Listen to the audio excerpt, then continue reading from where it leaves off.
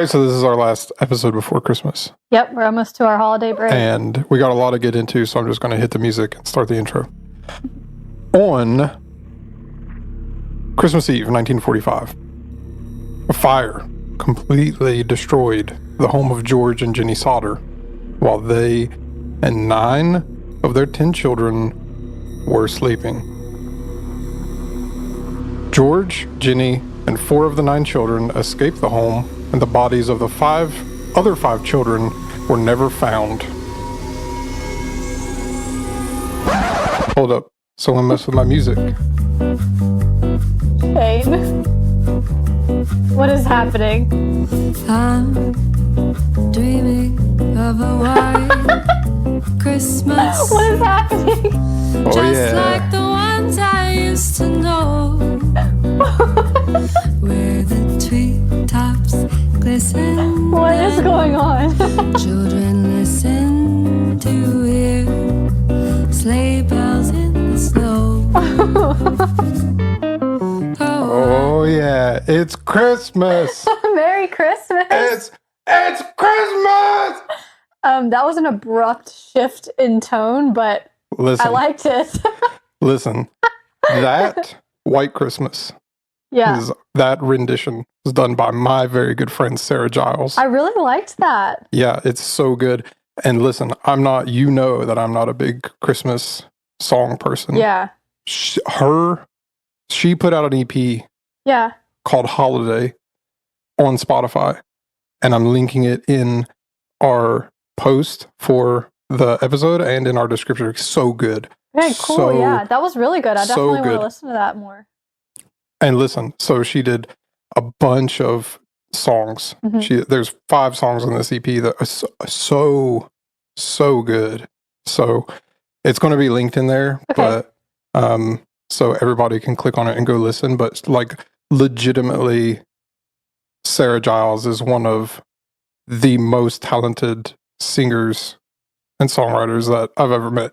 That's So really exciting. her and my very, very good friend Chris Kusky recorded these songs together. So and he plays guitar and writes songs and stuff too. So it's 2 of like the most talented people that I've ever met in my entire life. And so they deserve all of the love and appreciation on their music that Yeah. they can get. That's really cool. But Where are you going to put the link? On Facebook and Instagram? Facebook, it's harder to put links on Instagram, but I'm going to definitely on share, Facebook. I'll share like a story Oh, okay. and I'll put a link there and make it like a saved highlight. Yeah. So it's not going to go away after 24 hours. Yeah. And then it'll be on our Spotify. Okay. I was going to ask where to listen to it on Spotify. It'll be on our description. So whatever podcast platform you listen on, there will be a link to Spotify there Okay. That's where so you can cool. stream it. So, I really liked that. but legitimately, like so much talent they're so good, and I Yeah. love them. And so she released it on, I forget which day. She's been posting about it for a few weeks, and I finally got the chance to listen to it like a week ago, and I was in Chick-fil-A parking lot of all places, and Right, I was naturally. like, I gotta listen to this thing, and it's so good. And so I got through like, I don't know, 3 songs. I was like halfway through Yeah. the EP, and I messaged her. I was like, I just listened to this. I want to use it in the podcast. And she was like, yeah, I'll send you the file. Yeah. So Chris he emailed me like the WAV file, like the really high quality WAV file. Yeah. So Just from that little bit you played, I can already tell I'm going to love it. So Yeah. I'm looking forward to hearing the rest. and the White Christmas version is like kind of like, just like in the guitar part is like kind of like bossa nova Yeah. ish. Very cool. Yeah. I love it. So, but the whole thing is so good. And she has another full length album that is all her original songs called Burning Letters. So everyone go listen to that too. And Chris has a really good album called Dandelion. Dandelion. I like that. Yep. So good. So good. The hottest track on that album is Lightly Used. Okay. So it's like legit in my mind, like top 50 greatest ever written songs. That's Like, high praise. yeah, Yeah, I'm excited. like it's definitely up there in like top ever rated best ever songs Yeah. that I've ever heard. So go listen to them, and I'll link I them will. all. Yeah, that's cool. But anyway, it's I told her, I was like, it's kind of like it's a creepy podcast. Like Yeah. it's not really a similar audience, but no one doesn't like Christmas. I love Christmas. I love Christmas. I mean, Halloween's my favorite holiday, but Yeah. I really also love Christmas. And I love Christmas music, so I'm excited about it. Yeah. I'm on board. But we get like a couple hundred listeners per episode. That's so cool. I didn't realize it was that high now. Yeah, That's awesome. we couldn't fit that many people in your house. No, definitely not. Yeah. Definitely So- not. That's cool that we can help share. You know? Yeah, and I like so it. which like isn't a lot compared to like other podcasts, I guess. hmm It's a lot for us because Mhm. we've only been doing this for 6 months. Yeah. We've got a couple hundred people that listen. That's so cool. And so I was like, it's not the biggest audience, but I want to share it. And she was like, yeah, by all means, I'll send you the file. So Yeah, I'm glad she let you do that. Yeah. That's really nice. it's very good. It's always And nice to hear new music. I was like, I have a funny edit with Yeah, the that was a record scratch and crazy tone shift, but stuff. So good work. anyway, a little bit different intro music today than our normal creepy Yeah, Delta blues kind of thing that I have. right. Speaking of different than normal, tell the people how you almost ruined the podcast today and why we might sound different than we usually do. Yeah, so I didn't bring my microphone, a normal microphone. Like the most important thing we need. Yeah. So me and Hannah use the same mics. We got 2 of them. And I forgot mine today. I take it back and forth. And the reason I forgot it was because I was grabbing like other stuff. Yeah, And I started a new job today. And it's just everything like just a bit different today. it all messed me up. Yeah. You know when you do a routine and you have like it's like the same every time? Yeah. You don't like maybe purposely do it the same every time, but it is the same every time. Oh, definitely. So like 2 weeks ago, I forgot my wallet at Mhm. home because guess what? It wasn't in the normal pile that I put my flashlight and my keys Yeah. and my multi-tool and all my stuff. So I forgot my wallet and I had to get gas. And my Oh, gas light was no. on. Oh no. And so I pulled up to the gas station and I was like, I forgot my wallet. And that sucks. so I was like, well, maybe I can use tap on my phone. I can use the Apple Pay on my phone, Yeah. which works. Right. But this particular gas station I stopped at has regular gas Yeah. and diesel pump next to each other. And so I just tapped pay on the first thing that I came to, which was the diesel. Oh no. And I put like my PIN number in and stuff. And I went to grab the handle and I was like, this is wrong. Something is. This is the wrong one. So I had to like cancel it Oh man. and then go to the like step a foot to the Mhm. left and pump regular gas. That's really funny. So, and it's all because it like my routine was messed up slightly. That's easy So- to happen. But we solved the problem. Shane's using my regular mic since he's doing most of the talking today. And I'm using a lapel mic that he found in his backpack that is clipped onto my shirt, which is kind of Yeah. nice because now I don't have to like lean up to my mic. I'm just drinking my coffee, but I don't know what I'm going to sound like. So, Yeah. surprise. Those actually, and this I might be proven wrong for the podcast, but I've recorded a couple things with those and they sound good when you process them. Yeah. So I'll throw the audio in to the normal Yeah. processing I'm that sure I it'll do. be fine. Just a heads up if we sound Yeah. different. That's why. Right, if you notice like a drop in quality of Hannah's voice, it's not the mic, it's just her voice. Yeah. Give me my mic back. So- Anyway, this is Country Roads Creeps. I wasn't ready. I had a mouthful of coffee. Yeah, I had a mouthful of coffee. No, you say it. This is Country Roads Creeps. Yep. So, I love Sarah and Chris so much. I love them. That's awesome. I love them. They're my two favorite people in, I don't want to dox them, but where Right. Wherever live they at. live. Yeah. So they're my favorite, and they're so nice. Oh my gosh. Like you couldn't be nicer if you tried. Sarah's so nice. That's awesome. Like Chris is so nice. They're the best. This whole podcast is just going to be me praising them. We're not even going to get to the Sodder family, which is what this episode is about. So anyway, it's history time.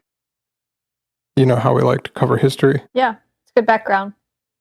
George Sodder was born as Giorgio Soddu, or Soddu, in Tula, Sardinia, Italy, in 1895.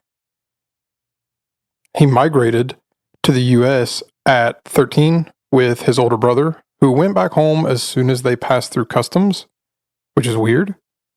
Anyway, Giorgio in America started becoming known as George, and kind of odd, but he never spoke about why he left Italy, which is even weirder that he would never talk about it, but his brother left and went back immediately. So he would refuse to talk about it if people asked. It didn't really say that, but he just never talked about it. And probably maybe he didn't really refuse to talk about it, but he probably changed the subject. Yeah. So or it just didn't really come up. Anyway, he found work in Pennsylvania at the railroads carrying water and supplies to workers, and then later on took a better job in Smithers, West Virginia as a truck driver hauling fill dirt and coal that was mined in the area. And he married Jennie Cipriani, who was a storekeeper's daughter and who also immigrated from Italy as a child. Do you know what the difference between immigrated and immigrated is? Wait, you just said the same word. IMM immigrated and EM immigrated. One is coming into a country and one's going out of the country. Yeah. But I don't remember what. I think immigrated is when you're moving into the country. Immigrated. And okay, that's another example of our dialect is we do not pronounce that short I and short E differently. It's going to sound like we're saying the exact same word.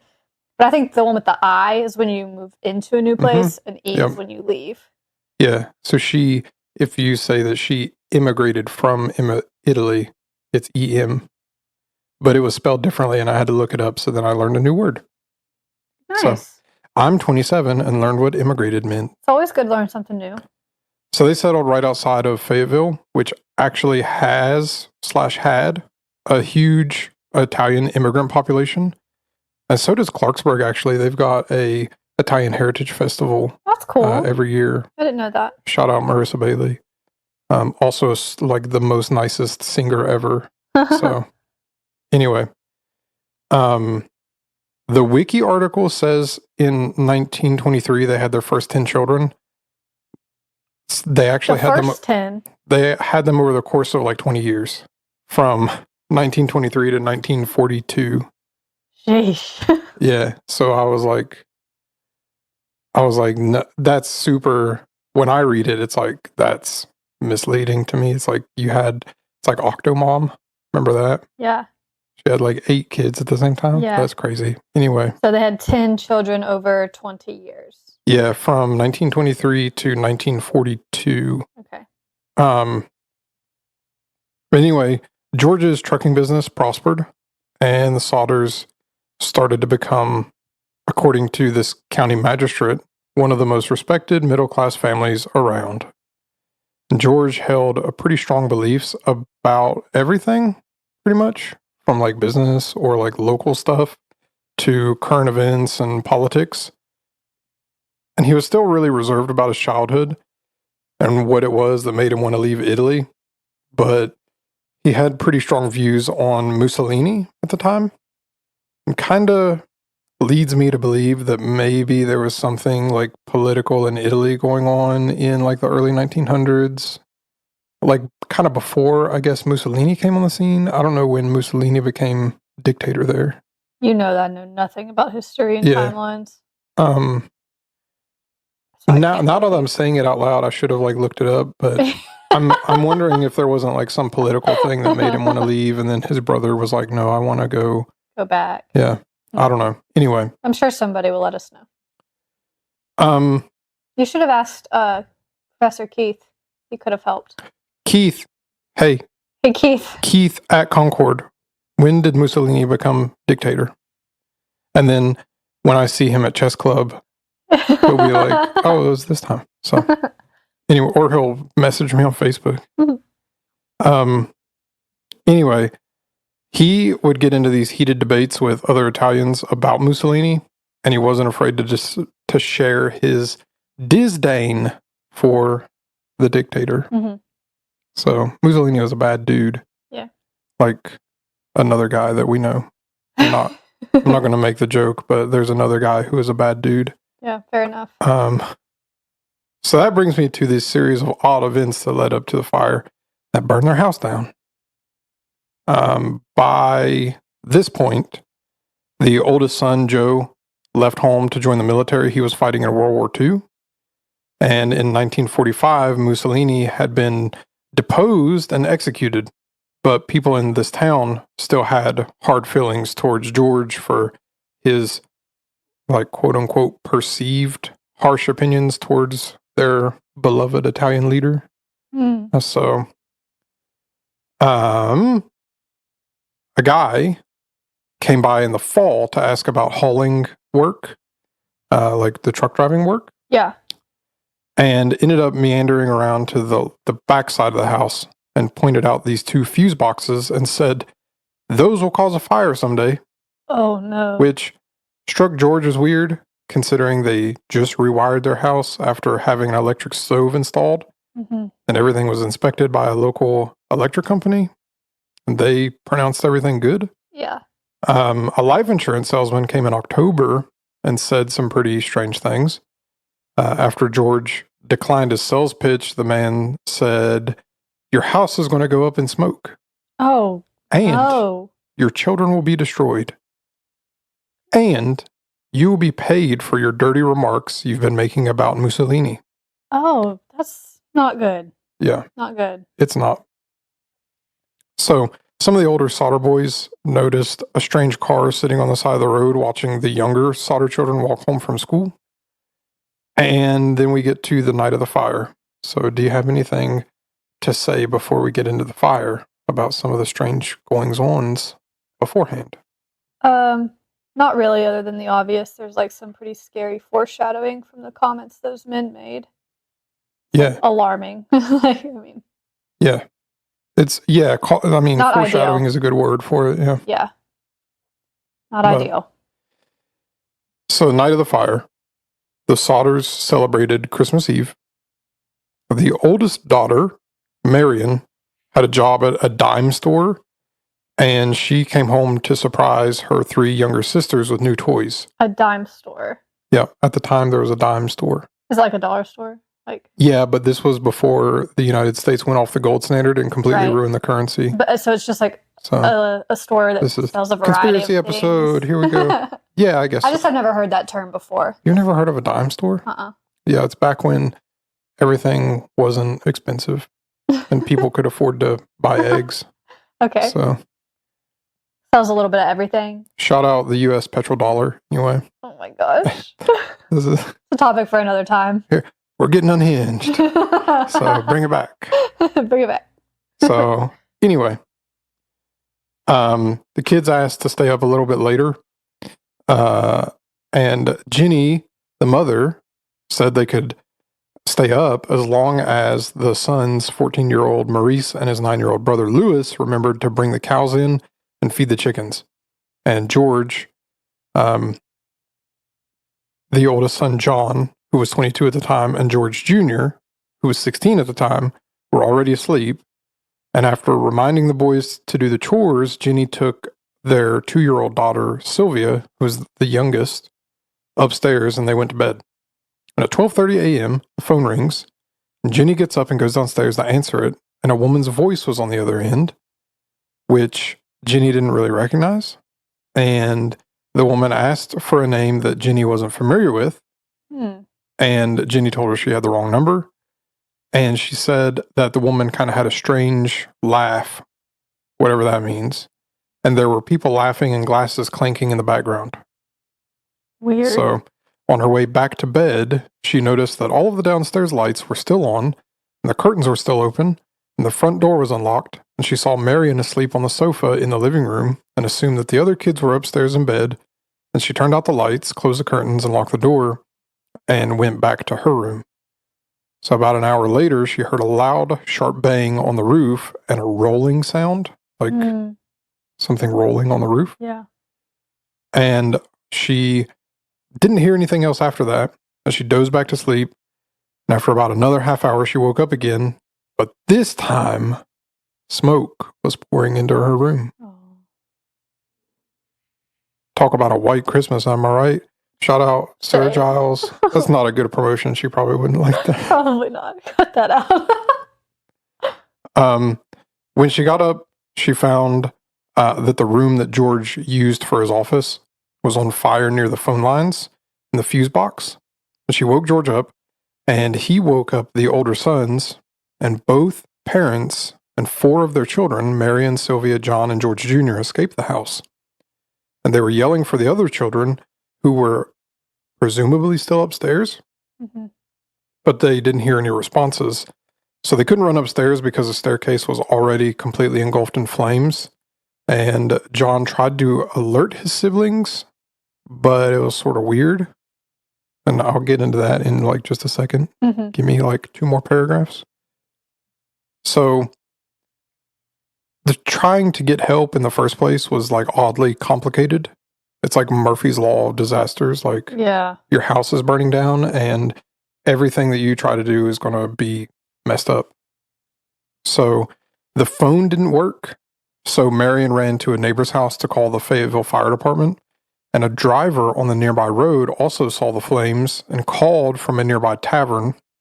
And they were unsuccessful, either because they couldn't reach the operator because the phone there turned out to be broken, or the neighbor or a passing motorist was eventually successful in getting to the fire department from another phone in the center of town. So I've kind of seen like both tellings of it. So it's kind of, it's just like everyone's phone doesn't work. Wrong. So, oddly. So George, who was barefoot on Christmas Eve in West Virginia, attempted to climb the house's wall outside and broke open a window, and he cut his arm in the process. And he and his sons would try to use a ladder to the attic to rescue the other children. But it wasn't in its usual spot resting against the house, and it couldn't be found nearby. What? And a water barrel that could have been used to extinguish the fire was frozen solid, which that's not the weirdest thing because it's December. Yeah. But also sucks.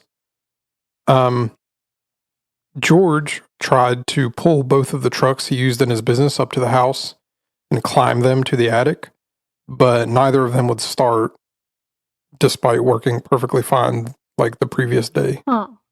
So the 6 Sodders who had escaped had no choice but to watch their house burn down and collapse over the next 45 minutes.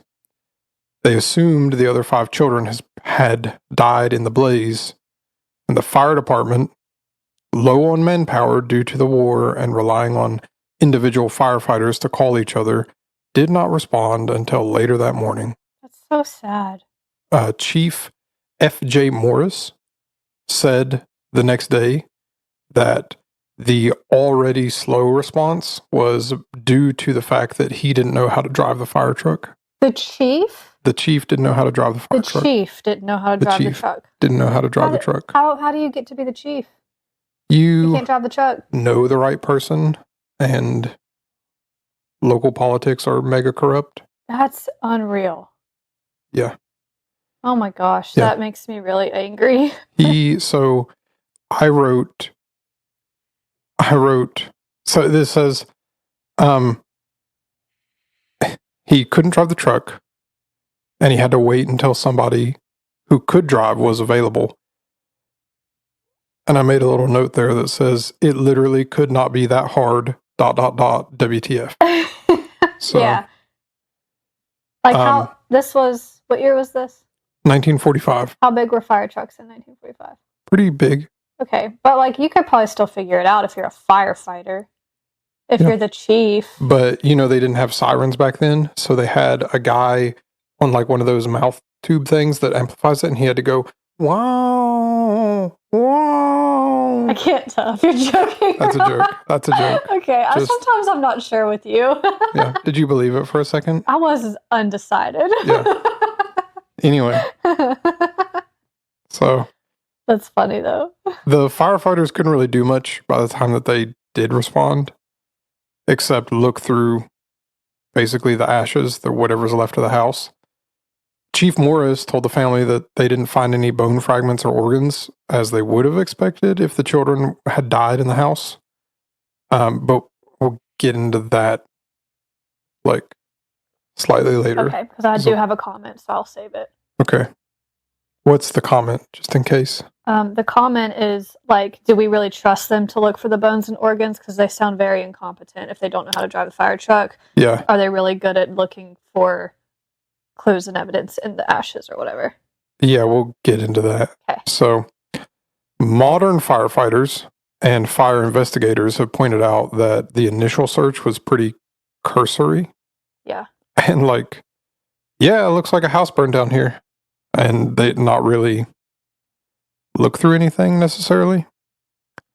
We have a boo button. Good. But so Morris believed that the children died in the fire, and he claimed that it was hot enough to completely incinerate the bodies. And Morris told George not to disturb the remnants of the house so that the fire marshals could do a more thorough investigation. But after 4 days, he couldn't stand to look at it anymore. So George bulldozed everything and filled it in. And he wanted to place a memorial garden for the missing children. And so a local coroner convened an inquest the next day, and it held that the fire was an accident caused by quote unquote faulty wiring. Mm-hmm. So it's at this point that I want to go through some of the more weirder points of it. Do you have any comments before I do that? Are we gonna talk about like how the mom heard something on the roof? Does that come back into play? Yes. Okay, then that's all. Okay. So, first of all, the phone call is always listed as like the first thing that's weird. Which I get it because it's a little weird. But if there's a party in the background going on, then it's feasible that they could call the wrong number. Yeah. So, whatever. Maybe it is weird, but anyway. Some accounts have suggested that the wrong number phone call might have been somehow connected to the fire, but investigators later located the woman who made the call, and she confirmed that it was just a wrong number. Yeah. On her part. I could see that. So, when John tried to alert his siblings, the missing ones in the attic, he initially said that he actually went up to them and made it seem like he saw them. But later on, during the investigations, he changed his story and basically said that he never actually saw them, but just yelled for them. So it was a little bit odd, but I can understand in the heat of the moment and like shortly thereafter, not really being able to completely and like clearly explain what you were doing or seeing. And like eyewitnesses are like the worst evidence that you can use. That's true. So there's a clip from Neil deGrasse Tyson has this story where he like did jury duty, and one of the questions was that like basically, do you think that you could convict somebody based on eyewitness testimony or something like that? And he said something along the lines, I think this is correct. I haven't seen that clip in a while, but I think he said something along the lines of, if that's the only thing, my experience says that eyewitnesses aren't that reliable, and I would feel pretty uncomfortable about convicting somebody if an eyewitness is the only evidence that you're presenting That's fair. that's not refuted. Yeah. And the judge said, okay, so you don't trust eyewitnesses, or something like that. And he was like, it took everything that I had not to say, you're an eyewitness to what I just said and got it wrong. Exactly, yeah. So, yeah, you just twisted it. but eyewitnesses are not good. And you're dealing with this incredibly stressful situation where your house burned down. Yeah. And your siblings might be dying. Yeah. I can understand where you might not be clearly explaining what you did exactly. But anyway, for George, when he was trying to get upstairs to rescue the children, he ran into a bunch of problems with like every attempt. So the ladder was gone and it wasn't anywhere nearby. They actually found it later at the bottom of this embankment, 75 feet away, which to me seems like somebody threw it over there. And then the trucks, which were running recently, wouldn't start now. And a witness came forward claiming that he saw a man at the fire scene taking a block and tackle used for removing car engines. So could he be the reason that the trucks didn't start? And so George believed that they had been tampered with, and it may be the same man who stole the block and tackle and cut the phone line. Yeah. So I guess it was their block and tackle that was stolen. And that's what this person saw. So, one of George's sons-in-laws told the Charleston Gazette in 2013 that he believed that that George Sodder and his sons might have, in their hurriness to start the engines, they might have flooded the actual engine. So, which I don't know how easy that would have been. I don't know what trucks he had. I don't really know, but maybe. So, the chief is a knucklehead, and he said he didn't find any remains, but then that doesn't match with what the Sodders learned 2 years after this fire. And the chief apparently told somebody else that he found a human heart in the rubble, but decided to quietly bury it and forgot, quote unquote, to tell George and Jennie of that discovery. Whoa. Not a single part of that makes sense. When the Sodders heard of that, they demanded that the chief show them where the heart had been buried. And a funeral director identified the object as beef liver. And so I saw an account where he's hid it inside a dynamite box and buried it at the scene. Which, who has a dynamite box? I mean, like, don't say me, but like my jaw just dropped while you were saying all of that. None of that makes any sense. None of this whole thing makes any sense. Yeah, fair. None of this anything. How do you? I don't even know what I'm trying to ask right now. Yeah. Can you find an organ after there's been a fire? Yes. Okay. So we'll get into it. Okay.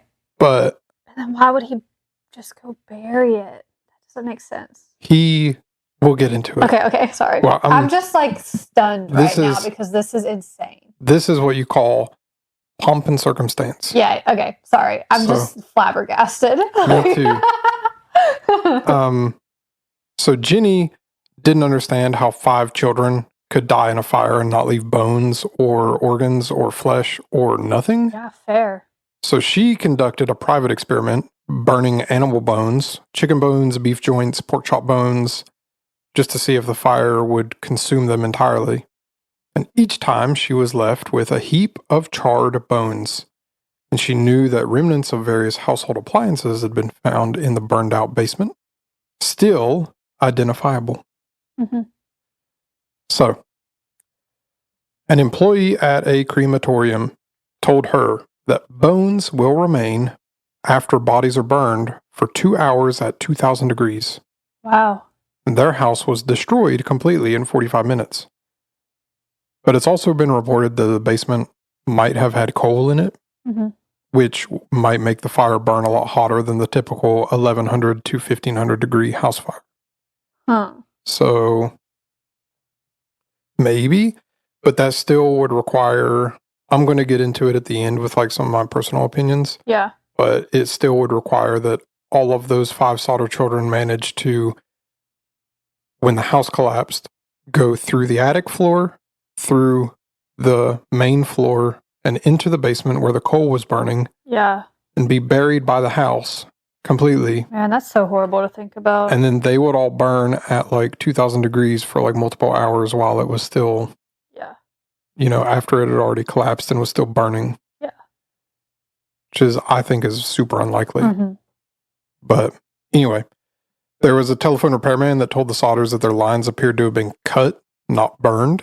And they realized that if the fire had been electrical, then, and the result of the faulty wiring, like that one investigator said, then the power would have been dead.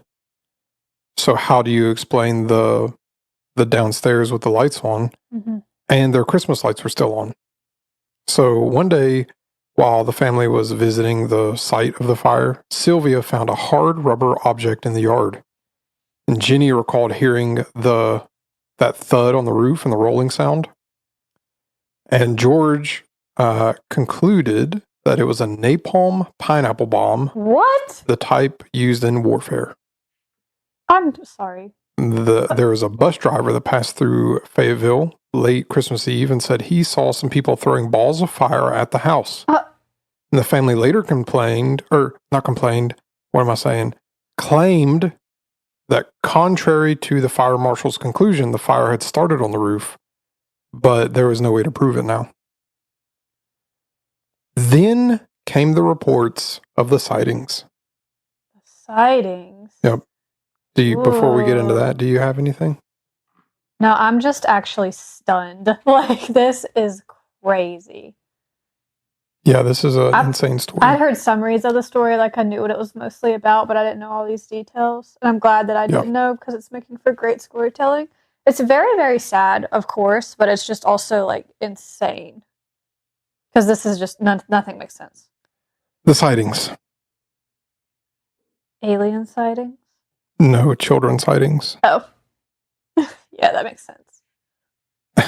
Imagine if they were aliens now. Aliens on the roof. Aliens in the blood. Aliens in the back. blood. Call back. First episode.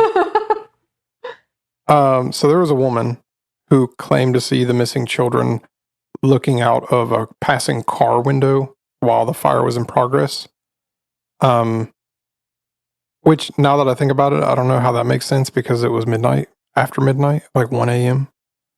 So there was a woman operating a tourist stop between Fayetteville and Charleston, like 50 miles west, and she saw the children the morning after the fire and said, "I served them breakfast." And there was a car with a Florida license plate at the tourist court too. And there was a woman at a Charleston hotel who saw the children's photos in the newspaper and said she saw 4 of the 5 a week after the fire, and said the children were accompanied by 2 women and 2 men, all of Italian extraction. And she said in that same statement, "I do not remember the exact date. However, the entire party did register at the hotel and stayed in a large room with several beds, and they registered about midnight. I tried to talk to the children in a friendly manner, but the men appeared hostile and refused to allow me to talk to these children. And one of the men looked at me in a hostile manner, and he turned around and began talking rapidly in Italian, and immediately the whole party stopped talking to me. I sensed that I was being frozen out, and so I said nothing more, and they left early the next morning." End quote. So, in 1947, George and Jennie sent a letter about the case to the Federal Bureau of Investigation and received a reply from none other than, guess who? Who? J. Edgar Hoover. Really? And he said, although I'd like to be of service, the matter related appears to be of local character and does not come within the investigative jurisdiction of this Bureau. End quote. And Hoover's agents said they would assist if they could get permission from the local authorities, but the Fayetteville police and fire departments declined the offer. Which is weird. So next, the Sodders turned to a private investigator named C.C. Tinsley, who discovered that the insurance salesman who threatened George was a member of the coroner's jury that deemed the fire was an accident. And I'm going to read this excerpt from the Smithsonian Magazine. Okay. It says,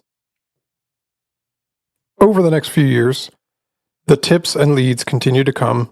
George saw a newspaper photo of the school children in New York City and was convinced that one of them was his daughter, Betty. When he drove to Manhattan in search of the child, but her parents refused to speak to him.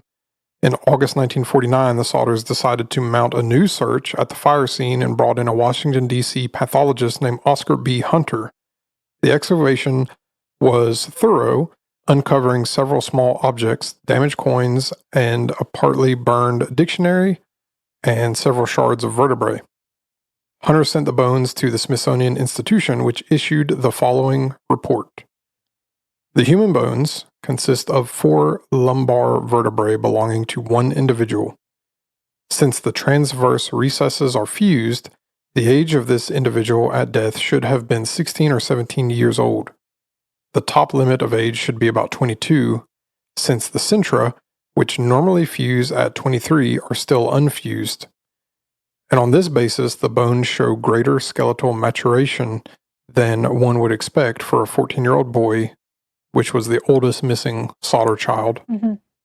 And it is, however, possible, although not probable, for a boy 14 and a half years old to show 16 to 17-year-old maturation. The vertebrae showed no evidence that they had been exposed to fire, the report said, and it is very strange that no other bones were found in the allegedly careful excavation of the basement and of the house. Noting that the house reportedly burned for only about half an hour or so, it is said that one would expect to find the full skeletons of the 5 children rather than only 4 vertebrae. And the bones, the report concluded, were most likely in the supply dirt used to fill in the basement to create this memorial for the children. That's interesting. So that's kind of crazy. Yeah. He used fill dirt and it had a 16-year-old's backbone in it. Because if it wasn't the oldest boy's, whose was that? So it says later, Tinsley supposedly confirmed that the bone fragments had come from a cemetery in nearby Mount Hope. What? But he couldn't explain why they'd been taken from there or how they came to be at the fire site. And the Smithsonian returned the bone fragments to George in September 1949. And according to their records, the current location is unknown. Oh my goodness. So the investigation and the findings attracted national attention, and the West Virginia legislature held 2 hearings on the case in 1950. Afterwards, Governor Okie L. Pattison and State Police Superintendent W.E. Burchett told the Sodders that the case was hopeless and closed it at the state level. And the FBI decided it had jurisdiction as a possible interstate kidnapping, but they dropped the case after 2 years following leads that didn't go anywhere. Yeah. So George and Jennie erected a billboard along Route 16, and they passed out flyers offering $5,000 reward for information leading to the recovery of those children. And then they increased the amount to $10,000.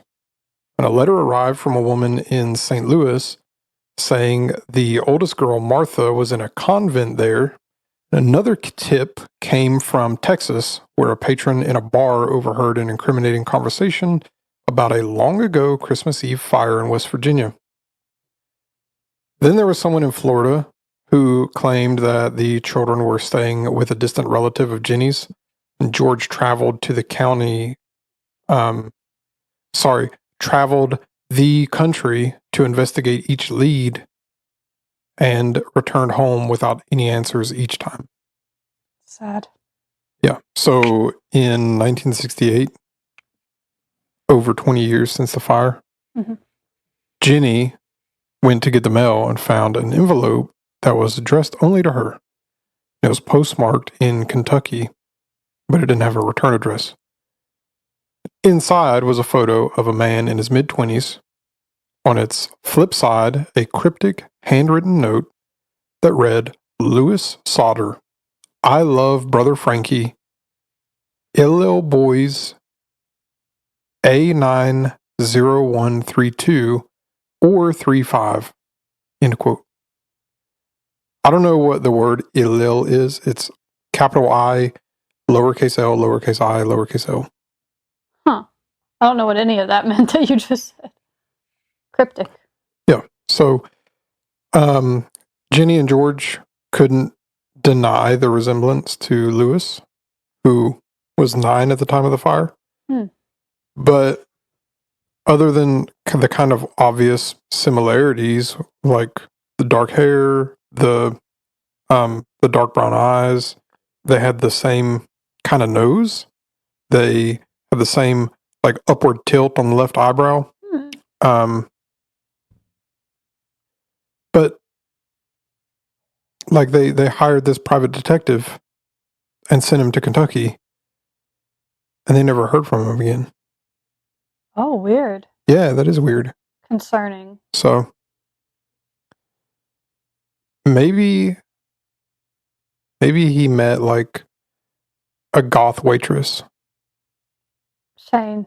Like you'd never hear from Sometimes me you again just say either. things and crazy things to say.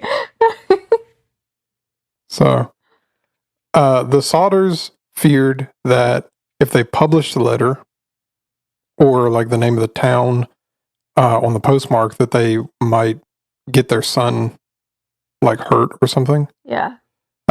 So instead, they amended the billboard to include an updated image of Lewis, and they hung an enlarged version over the fireplace. And this is a quote from George. It says, time is running out for us, but we only want to know if they did die in the fire. We want to be convinced. Otherwise, we want to know what happened to them. End quote. So he died a year later in 1968, still hoping for a break in the case. Jennie erected a fence around her property and began adding rooms to the home, and she built layer after layer between her and the outside.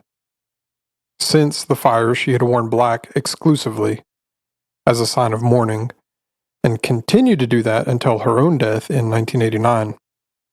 And the billboard finally came down. Her children and grandchildren continued to investigate, and they came up with some theories of their own. The local mafia had tried to recruit him, and he declined. They tried to extort money from him, and he refused. The children were kidnapped by someone they knew, someone who burst into the unlocked front door, told them about the fire, and offered to take them someplace safe. They might not have survived the night, but if they had, and if they lived for decades, if it really was Lewis in that photograph, they failed to contact their parents only because they wanted to protect them. Those are some of the theories.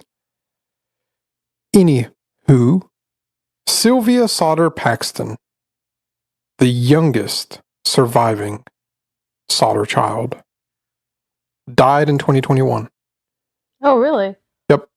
She was in the house on the night of the fire, which she said was her earliest memory. Quote, I was the last one of the kids to leave the home, she recalled in the Gazette Mail in 2013.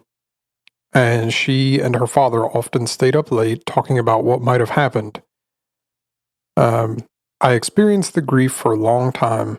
She believed that her siblings survived that night and assisted with the efforts to find them and publicize the case. And her daughter said in 2006 She promised my grandparents she wouldn't let the story die and that she would do everything she could. That's kind of like a hopeful little message, I guess. Yeah. She tried her whole life to figure out what happened. I really don't know what I think other than this is just a tragic story. Oh, I yeah. couldn't imagine something happening to my kids and like not getting any closure, not really knowing for Yeah. sure what happened. Or That's like just your siblings or something. Like, yeah, or like any family member really. And I know Yeah. that does happen to people, like missing person cases that don't get solved and stuff, and that's just horrible. I feel really sorry for the family. Yeah. Yeah. It's no good. I don't know what I believe theory-wise other than it's just a tragedy. Well, we'll get into some of that Yeah. in a little bit. Maybe not necessarily theory-wise that I believe, but kind of wrap it up Yeah. with a bow on top. So George Bragg, who is a local author, wrote about the case in his 2012 book called West Virginia's Unsolved Murders. And he believes that John was telling the truth in his original account when he said that he tried to physically wake up his siblings before they fled the house. And he allows that particular conclusion might still not be correct. And he says, logic tells you they probably did burn up in the fire, but you can't always go by logic, end quote. Stacey Horn, she did a segment on the case on National Public Radio. That's NPR, for those of you who don't know. I didn't know what I put it in there. I didn't know what NPR was. I thought it was just NPR. I didn't know it was National Public Radio. You learn something new. So I know that Howard Stern is on it, right? Oh, that I don't know. I think so. It's going to be embarrassing if he's not. The 60th anniversary in 2005, she did a piece on this, the fire. And she believes the children's death in the fire was the most plausible solution. And she made a post on her blog. There's a new word here too, and I'm not going to be able to pronounce it. But the where I was reading this, it says she made a contemporaneous post on her blog. Contemporaneous? Yep. Okay. So she noted the fire continued to smolder all night after the house collapsed, and that 2 hours was not enough time to search the ash thoroughly in the morning. So even if it had been, the firefighters may not have known what to look for. Yeah. However, she says there is enough genuine weirdness about this whole thing that if someday it is learned that the children did not die in the fire, I won't be shocked, end quote. So the History Channel aired an episode of History's Greatest Mysteries covering the case in 2022, last year. And that's pop culture stuff. Mm-hmm. That's all I saw on it. Yeah. Really, as far as like TV or movie wise. So theories. Are you ready for this? Yeah. Are you ready for this? Yes. Are you ready for this? Yes. Okay. There's not much to go on here. Honestly. Yeah, clearly. The children could have been victims of human trafficking, which did exist at the time. But why would you need to burn down the house? And I think that kind of comes from the car that was watching the children come home from school. But again, it doesn't really tell the full story. Yeah. It could have been mafia tied. The theory I've seen that the Italian or the Sicilian mob didn't like what George Sodder was saying about Benito Mussolini. But I was like, why is that a theory? Because Mussolini was a dictator. Yeah. I was kind of confused when you were saying that earlier. Which typically people don't like dictators. I know there are people who do like dictators.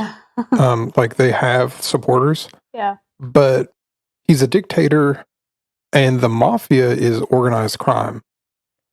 And so I looked it up and I was like, did the mafia like Mussolini? And guess what? They didn't. So the fascist regime fought the mob, and Mussolini actually ordered the government to eradicate the mob and all of mob activity in the area. And the Sicilian mafia undermined the fascist rule in Sicily, and eradicating their power would also help Mussolini stomp out all of his political opponents, since most of the Sicilian politicians had mob ties. So why would the mob like Mussolini? They don't. They wouldn't. So the Italian mafia used its power in New York also, and the control that they had over the ports to keep an eye out for U-boats and any suspicious characters coming and going. So, safe to say the crime organizations weren't big fans of any fascist or dictatorial governments. Do you know what a U-boat is? When I worked at Dollar General, we called these carts that the products came on U-boats, but that's probably a different context. Okay. What's the context of your U-boat? A U-boat, I thought a U-boat was like a German destroyer or whatever. Mhm. Like, I thought it was just like a big battleship. A U-boat is like the first submarine. Mm. So Yeah, the I didn't Germans know made that. submarine and they would go shoot ships underwater, and they couldn't be detected because it was like a brand new thing, kind of. Mhm. Submarines are kind of cool. I've got like a short episode on the list for like submarines. Creepy submarines? Yeah, because some of them are kind of weird. Oh, totally. And the first submarine. Yeah. You know what the first submarine was? No. It was either the Revolutionary War or the Civil War. But basically, it was like a barrel that had like a straw that you could breathe through. And the guy sat in it, and he had like a bomb attached to a stick. And he died also when he exploded the bomb. Oh, So, bummer. yeah. But it's Hmm. kind of like cartoonish in a way. Oh, So that means it's funny. Anyway, it doesn't. the more logical arson reasoning that I've seen is that your standard non-criminal Mussolini supporting citizens in the area were the ones that took enough issue with George Sodder's criticisms to start a fire. But also, if the kids weren't there, then they had to be removed. So who did that and why did they do that? Right. And some people say that a person didn't have a problem being part of the scheme to burn down a house, but didn't want to be complicit in burning 5 kids alive. But the issue here is, how would you ever know who was and wasn't going to be trapped if you remove them beforehand? Right, because they didn't take all the kids. And also, if you're burning down a house on Christmas Eve of all days, I'm going to assume you don't really care so much about the people who might die in that fire. You're not a good person if you're doing any of that. So also, the kids might very well have died in the fire if there was coal in the basement. But plenty of articles say that the house was destroyed in 45 minutes, but doesn't mean that the fire stopped. It could have burned for hours and hours. Yeah. And the coal feeding the flames from the basement and the children trapped with those flames could have been incinerated over near 6 to 8 hours of burning. That's enough to destroy the bones. Maybe. Mm-hmm. Like I said, the normal house fire is like 1100 to 1500 degrees. Yeah. But you have to have above 2000 degrees to incinerate a body. And the coroner said, when we burn them, bones might still be there after 2 hours of burning at 2000 degrees. Right. So for that to have worked, it would have had to be really hot from the coal and smolder for a while. Yeah. And still, my point is, they were in the attic. Yeah. So when the house collapses, they had to go through all that stuff. They have to go through everything and be buried. The attic floor has to bury them, and the regular house floor has to bury them. They have to be underneath all of that. And how much coal is down there. Yeah. So it just doesn't really make any sense how that would happen.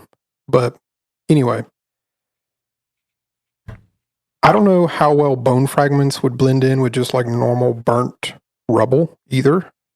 Yeah. So it's like possible that small pieces of bones were present. I don't know. They could have been overlooked in the initial cursory investigation. Unless someone had seen like a full bone-shaped object, I guess. I don't really know, or like a skull or something. But to counter that, there's plenty of times from the house, or plenty of items from the house that were still recognizable. And I know like metal and stuff doesn't burn the same, Yeah. but there's still stuff you can see. So you would think out of the 5 children, there would be like, I don't know, like an arm or a leg or something, or a skull, or pick one. There's going to be a bone somewhere Yeah. that wasn't like completely incinerated. Like not all 5 of them and all of their bones were in the perfect spots to be completely turned to ash Yeah. over the entire night. So I don't really believe that at all. But nothing is super clear about what those items might have been that were still in the house.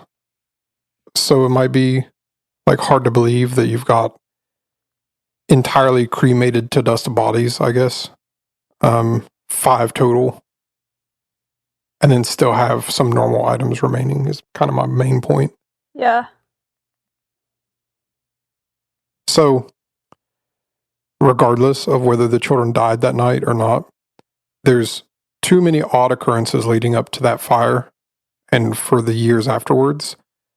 So, a lot of people say that the children died that night and it was just too much grief for the family to bear, which I guess is plausible, but I think that's a huge simplification of an answer, sort of a cop-out too. And I Yeah. think it's a lot more likely that what did happen was pretty mysterious, just because of all of the odd things that happened before and after this fire.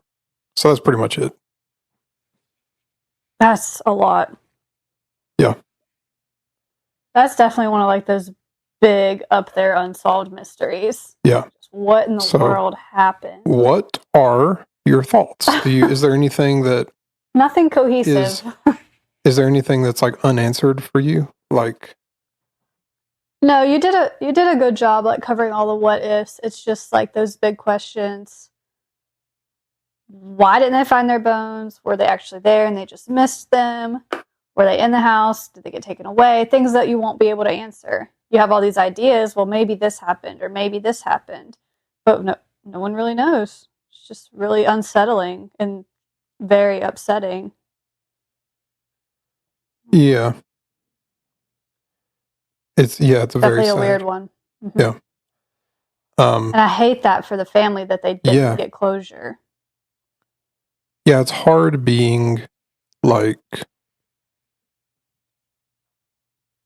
well, it's hard for everyone in the first place, but it's hard especially for like the parents who have 10 kids, 4 of them survive, 1 of them was in World War II, hmm and the other 5 are like gone, like they just vanished.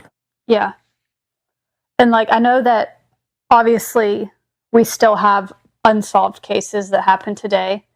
Like there's still a lot of things that happen and you don't really get closure or answers for it, but I am thankful, that technology has progressed to where we are now, that if this happened in today's time, it's pretty unlikely that you wouldn't be able to solve it.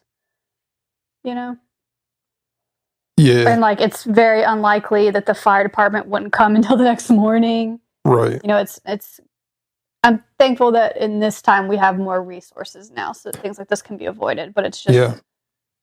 So, did still you know sad that law enforcement can ping your phone even if it's off?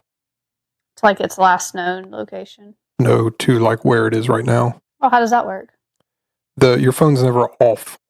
Oh, So it's always like current yeah. modern phones I mean, that's good and bad. are never off.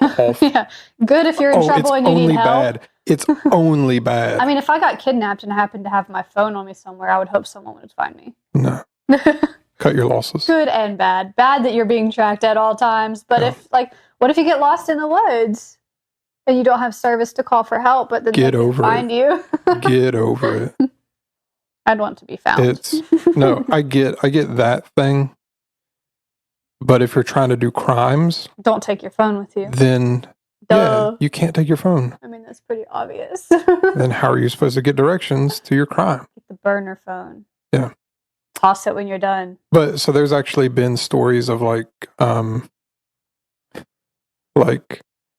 law enforcement being able to, like, if they want to track somebody and they used to be they had to have access to your phone to be able to like install something, and they've got this I think it's called, I don't even want to say the name of what it is in case I'm wrong, because there's so many bad things that the government has code names for, like Stingray and Gorgon Eye and like all this stuff. Anyway, used to be that they would have to have access to your phone, so like either they get it somehow and get physical access to it, or they have like a super malware now where if you click a link that has this, it'll automatically download and they can access your phone remotely without any kind of like you being able to detect it at all. The screen doesn't come on. That's alarming. Yeah, that's a big concern. And that's just what we know about. I just kind of assume that the government knows everything on my phone anyway, because they do. Yeah. Which is fine for you because you're not doing anything bad. Yeah. And fine for me because I'm not doing anything bad. Government. Anyway, but there's was stories of like people who, they're like, oh, I have my phone off and they still got me. Yeah. Or like, I saw one thing where they were like, well, we don't know exactly what these two people are doing, but they both travel to the same spot like once a week. And about a mile outside of this spot, they both turn their phones off. And then about an hour later, both of the phones come back on about a mile away, but they're both going opposite directions. Yeah. So suspicious. So that's weird. And then so we go look at those people and get access to like some of their phones, and then it's just So yeah, it's just the government can do all kinds of stuff. Anyway. The technology has advanced enough that like unless you commit like the perfect crime, there would. And like even with the fire, fires today, they can tell exactly what started it, where the fire started, how it spread. Like they would be able to tell today if it had started from the electrical wires or from whatever was thrown on the roof. Right. They would know that for sure. I don't understand how that works. You know what I'm saying? Like I get if the fire starts and you put it out and then they can tell, oh, this is the most burned part and it's like your circuit box or something, or your breaker box, right? But if I started a fire here with a match, matches are made of wood and wood burns. How would you ever find my match? I don't know. So I'm not a firefighter, but it's cool that they can do that. Yeah. I mean, you think about how much like medicine has advanced, how you have all this testing for stuff that you used to not be able to test for. It's kind of like that. I mean, better technology now. Right. They've completely eradicated smallpox, right? Yeah. As far as I know. Unless it's making a comeback, but not that I know of. They've like completely eradicated it, I think. There's like a lab sample somewhere in like a couple there was places. also like measles and mumps was pretty much eradicated until people quit vaccinating their kids and it started making a comeback. Yeah. Well, unfortunate. Anyway. We'll move on. I just want to make jokes, but I don't want to be like... Let's just move on. I just want to move on because they're going to be like, whoa. You're going to have to cut some stuff out. They're like, wow, Shane's anti-vax, even though I'm not. Yeah. I just want to make fun of stuff. Oops, I kicked that. Better be sorry. But anyway. I just want to make fun of everything. Yeah, that's your personality. Because everything is ridiculous, but not everyone takes it the same way. So they're going to be like, ooh, I wonder, well, I don't know. I've already said enough bad things we're about the just government for stop people to there. be like, Back to your notes. Get back to your notes. Is there anything else on there? no, I wrote it's it. Okay. Yeah, that's a crazy story. And it's one of those ones that you really just don't have the answers to. Every little piece of information you get opens up more questions. Definitely a creepy one. A weird one And for sure. So our favorite source, Reddit, I was on there looking up like this stuff, and it's so stupid because people in there, it's like they will put an opinion, and it's like I was researching the case and I was looking this up, and they're like, somebody was like, you guys need to get over it. The kids died in the fire. There's no question about it. Mhm. And No, there is questions about it actually. and people were like responding to that guy like, how are there not, if there weren't any questions about it, then it would be solved. Yeah, there are questions. And you clearly. would have found the bodies. So where are the kids? And he's like, Yeah. they're in the basement. They're like, they're not. They weren't found. Because nobody found them there. Well, they are. Just trust me. Like, source, trust me, bro. Yeah. So, I don't know. I get so irritated. It's just like saying that the kids died in the fire and that's what happened is such a like an oversimplification of like what. It's like, yeah, maybe happened. they did, but there's not solid proof of that. Yeah. All right. Well, good storytelling. I was definitely intrigued by this one. Very shocked at multiple times. This is, like you said earlier, this is our last episode before Christmas. So I hope that everybody has a really good Christmas. I hope that you get to see your family, travel safe if you're doing that. And we'll be coming back after New Year's. Yeah. Do you want to give a date to that? Do we know yet? We tried to talk about it on the last episode, and it was a bit of a rambling mess. Here, look at this calendar. Do you know by looking when we're coming back? I can't even do my regular calendar. What is up with this? It's sometime Show at the me your beginning of calendar. January. That's probably all we need to say. Beginning of January. Yeah. I think our next episode's probably going to be on the 11th. So 1 month. That looks right to me. Yeah. So it's take a little bit of a break and we'll come back strong in the new year. Strong with all kinds of conspiracy theories. We're doing Waco. We're doing Ruby Ridge. We're doing the Oklahoma City bombing. The best thing that happened to the ATF since freaking before they were founded. We're doing Abraham Lincoln. We're doing JFK. We're doing MLK. We're doing Malcolm X. Stop. We're doing Tupac. We're doing Biggie. We're doing daggone Who Shot 50 Cent. You can find me up in the club, bottle full of bub. You know what you look like right now? What? With the gestures and everything? The Charlie with the billboard? No, you look like Rick at that one of the end of the seasons of Rick and Morty when he's like saying all the adventures that he and Morty are going to go on. That's what you looked like. It's you and me, Morty. It's you and me, Morty. Season 3. Yeah, that's what you just reminded me of. You embodied that. No. We're gonna do Project Manhattan. We're gonna do the Demon Core. We're gonna do the Chronovisor. We're gonna do so many insane things. It's gonna get weird. It's gonna get weird.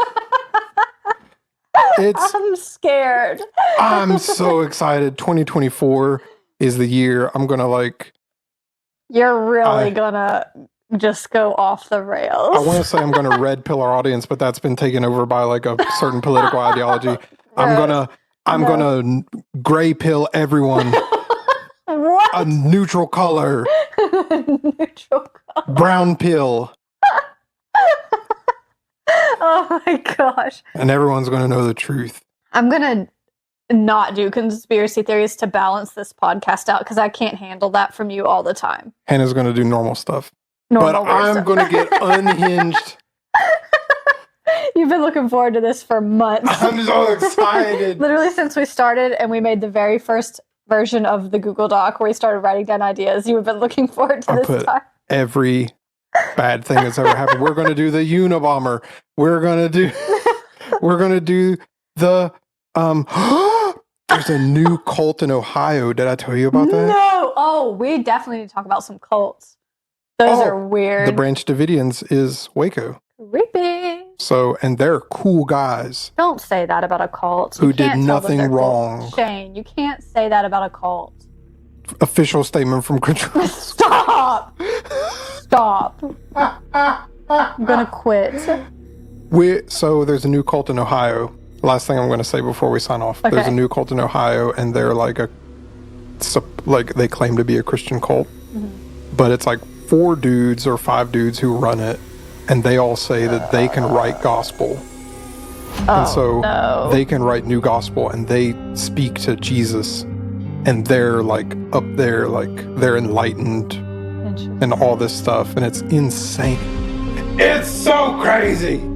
Okay, write that down. It's already written down. Write that down, write that down. And we're going to do...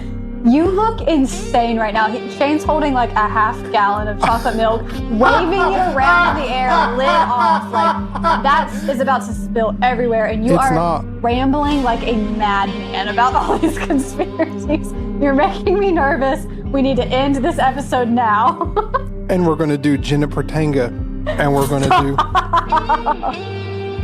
We're going to do so many cool things. We're going to do Alexander Parachenko. Okay, that's and enough. We're going to do the sign off. Those are the first 2 episodes, Parachenko and Jenna You're Pratinga. about to start foaming at the mouth. So anyway, Do the sign off. already am.